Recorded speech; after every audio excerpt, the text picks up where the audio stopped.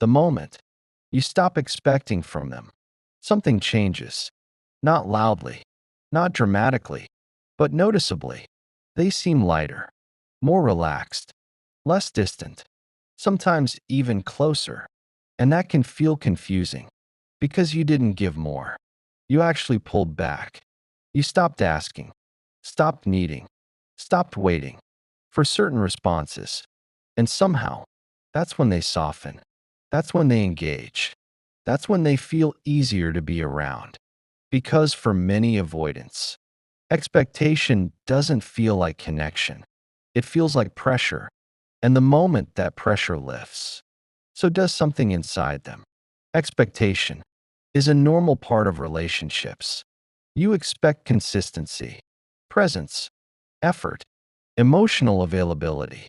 Not perfectly, but enough to feel secure, to feel considered, to feel like you're not carrying the connection alone. For most people, these expectations create structure. They define what the relationship is. They make things feel real, stable, mutual. But for the avoidance system, expectation is processed differently. It's not just understood as a standard, it's felt as something to manage, something to respond to, something that requires ongoing emotional output. And that's where the internal shift begins. Because expectation creates awareness, not just of the relationship, but of responsibility within it. I need to reply. I should show up. I'm expected to engage. I have to maintain this. These thoughts don't always appear clearly, but the feeling is there, a subtle sense of demand, even when those expectations are reasonable, even when they are communicated calmly, even when they are completely valid. The avoidance system doesn't just evaluate the logic of expectation, it feels the weight of it. And over time, that weight begins to accumulate, not all at once, gradually, message by message, moment by moment, interaction by interaction, because each expectation requires something: attention, energy, emotional presence, consistency. And when those requirements build up, the system starts to feel pressure, not from you, from the ongoing demand to stay engaged. This is where a quiet shift happens. The connection stops feeling like just connection. It starts feeling like something that needs to be maintained, something that requires effort to sustain. An effort for the avoidance system is not just behavioral, it's emotional, staying present when the internal state wants space, responding when the system feels full, engaging when there's a pull to withdraw. So even when they care, even when they value the connection, a part of them begins to feel the strain.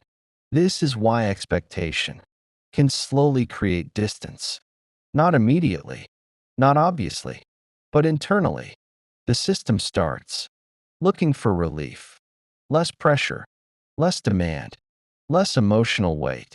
And when that relief is not available, the system creates it through space, through delay, through emotional reduction. From the outside, this looks like withdrawal, less responsiveness, less engagement, less consistency. But from the inside, it feels like regulation, a way to manage the growing pressure of expectation. Now here's where it becomes very important. Because when you stop expecting, that pressure suddenly drops. Not partially, significantly. There are no longer unspoken demands to meet, no constant sense of needing to respond in a certain way, no subtle pressure to maintain a certain level of emotional output.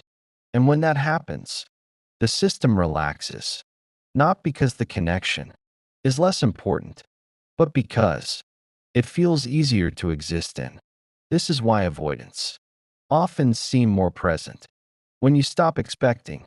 because now they are not responding to pressure. They are responding from choice. And choice feels completely different to the nervous system. It's not, I have to show up. It's, I can show up. It's not, I need to respond. It's, I want to respond. That shift removes the weight, removes the pressure, removes the internal resistance. And without resistance, something opens, not forced, not demanded, natural. This is the paradox. The less you expect, the more relaxed they become. The more relaxed they become, the more available they seem. But this dynamic can be deeply confusing because it feels like the opposite of what should happen. You expect less, and they give more. You pull back, and they lean in. And without understanding what's happening underneath, it can feel like a game, like something you have to manage carefully. But it's not a game.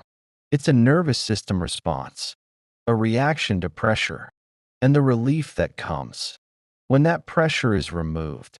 And once you see that clearly, you begin to understand why this pattern repeats so often. Not because they don't care, but because they relate to expectation in a completely different way.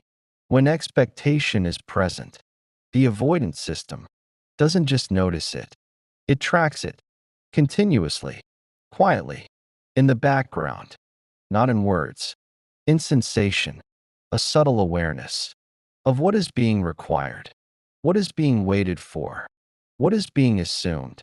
And this awareness creates pressure over time, even when nothing is said directly. A message they haven't replied to yet, a conversation that feels like it needs emotional depth, a moment where they sense you're waiting for something more. None of these things are wrong. They are normal, parts of connection. But for the avoidance system, they don't stay neutral. They accumulate because each one carries a signal. Something is expected here. Something is needed here. Something should be given here. And that should is where pressure forms. The avoidant may still respond, still engage, still show up, but internally, they begin to feel the cost of it, not in a dramatic way, in a steady one, a slow increase in emotional effort, a growing sense of responsibility, a subtle awareness that the connection is asking for more. This is where something important happens. The relationship stops feeling optional, not in reality. In perception, it starts to feel like something that must be maintained, something they are now responsible for, something they cannot easily step away from without consequence. And that feeling is what the avoidance system resists most, not closeness, loss of autonomy, because autonomy is not just a preference, it's a form of safety, the ability to regulate freely, to step back when needed, to exist without constant demand. So when expectation builds, the system begins to protect that autonomy, not by confronting, not by explaining, but by adjusting. Less immediacy, less emotional depth, less consistency, not as a statement, as a regulation. And this is where many people misread the situation. They see the distance, they feel the shift, and they respond by increasing expectation, more clarity, more communication, more emotional presence, trying to stabilize the connection, trying to bring it back to what it was. But from the avoidance side, that increase feels like more pressure, more to manage, more to respond to, more to carry. So the system moves further into protection, more space, more delay, more internal distance. This is how the cycle forms. Expectation increases, pressure builds, distance appears. You respond with more effort. Pressure increases again, distance deepens, until something breaks. where something shifts, and that shift often happens when you stop expecting, not as a strategy. As a result, you get tired, you pull back, you stop reaching. In the same way, you stop waiting for certain responses. You stop needing the connection to behave a certain way, and suddenly, the entire dynamic changes. From the avoidance side, something very specific happens. The pressure disappears. There's no longer a constant sense of needing to respond in a certain way, no ongoing awareness of emotional demand, no subtle tension of, I should be doing more. And when that pressure lifts, the system relaxes deeply because now they can breathe inside the connection. They can exist without feeling managed, without feeling like they are being measured. And in that space, something unexpected happens. They begin to move toward the connection again, not because they were pushed, because they are no longer being pulled. This is the difference between pressure and freedom, between obligation and choice. When expectation is high, engagement feels required. When expectation drops, engagement becomes voluntary, and voluntary engagement feels safe. To the avoidance system, it feels self-directed, controlled, regulated. So they respond differently. They initiate more. They engage more naturally. They show up without resistance, not because they changed, because the environment changed.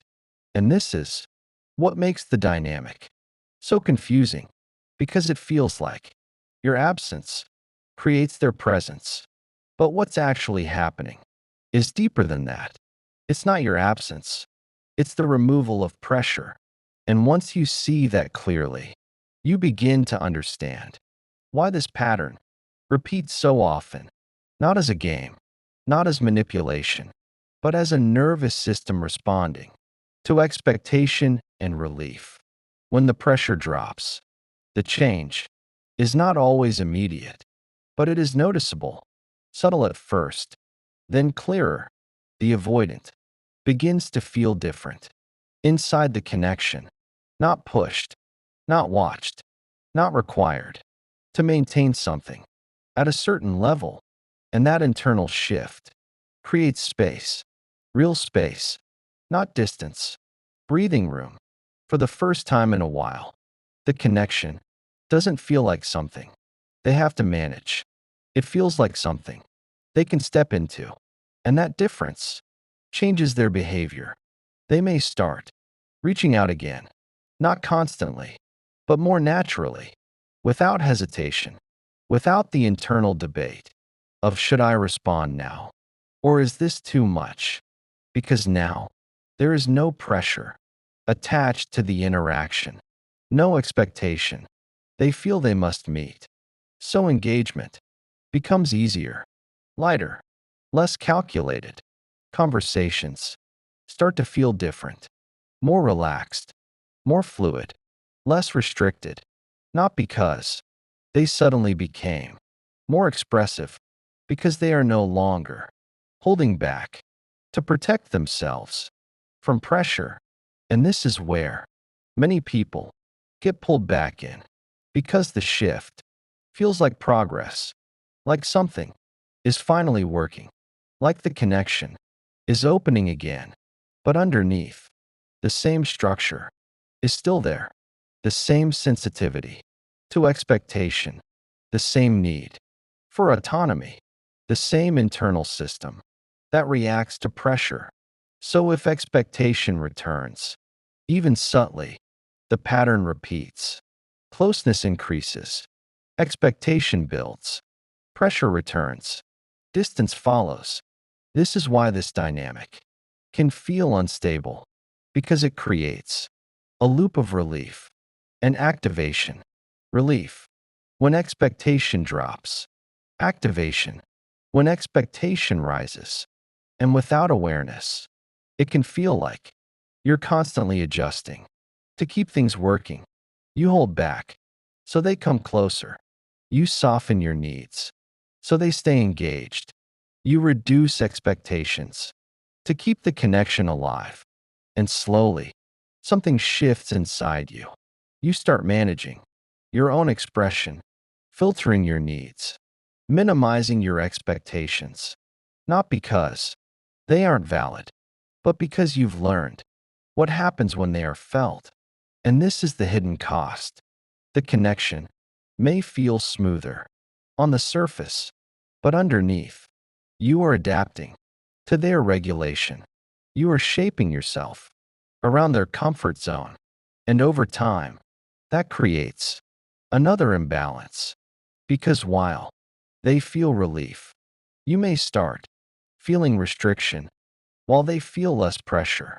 You may feel less expressed while they feel more free. You may feel less met. And this is where clarity becomes essential, because the goal is not to remove all expectation. Expectation is not the problem. Unmanaged pressure is. Unspoken limits are. Unclear boundaries are. A healthy connection can hold expectation without turning it into pressure. It can hold needs without overwhelming the system. It can hold closeness without triggering withdrawal.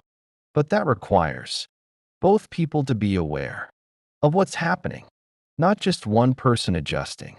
Because if only one side is adapting, the dynamic will always tilt. And this is the moment where you begin to see the full picture. Yes, they feel relief when expectation drops. Yes, they become more open in that space.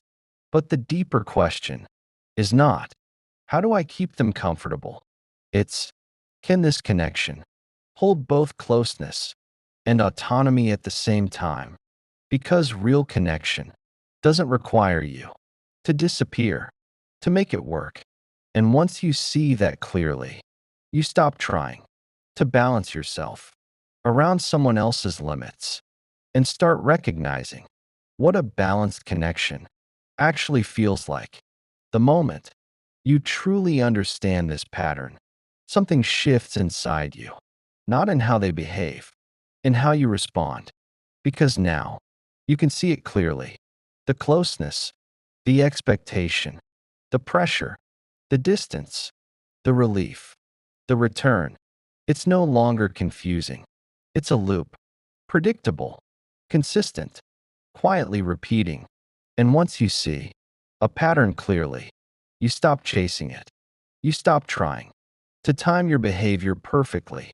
Stop calculating how much to give, how much to hold back, how to stay close without triggering distance. Because you realize something important. This was never about finding the perfect balance of expectation. It was about what the system can tolerate. And tolerance is not something you can control from the outside. You can remove pressure. Yes, you can become more self-contained. Yes, you can stop overextending. Yes, and all of that may create relief in the connection. But relief is not the same as depth. Relief is not the same as consistency. Relief is not the same as being fully met. And this is where your awareness becomes power. Because now you can feel the difference when they move closer, because pressure is gone, versus when someone moves closer, because they can hold closeness. Those two experiences look similar, but they feel different over time. One is conditional. It works as long as nothing is required. The other is stable. It holds even when needs are present. And that distinction changes everything. Because now you stop asking, how do I keep this working? And start asking, is this actually working for me? Not in moments. Over time, can you express your needs here? Can you expect consistency without it creating distance? Can you be fully present without having to reduce yourself? Or are you constantly adjusting to keep the connection from pulling away? That question brings you back to yourself. Because the goal is not to remove expectation, to keep someone. The goal is to be in a connection where expectation doesn't feel like pressure in the first place, where closeness doesn't trigger withdrawal, where showing up doesn't require you to hold everything alone. And once you feel that difference, you can't unsee it. You stop settling for relief-based connection. You stop mistaking temporary openness for real availability. You stop shrinking to maintain something that only works when you need less. And instead, you start choosing from clarity what feels grounded, what feels mutual, what feels sustainable. Because real connection doesn't ask you to disappear, to keep it alive. It meets you as you are. If this hits something real, if you've ever noticed that moment when you stopped expecting and suddenly they came closer, comment "I stopped expecting" below. Not just to share, but to recognize the pattern, to see it for what it is. Because once you name it, you stop getting pulled back into it unconsciously. And if you want to understand these dynamics deeper, subscribe to the Inner Odyssey.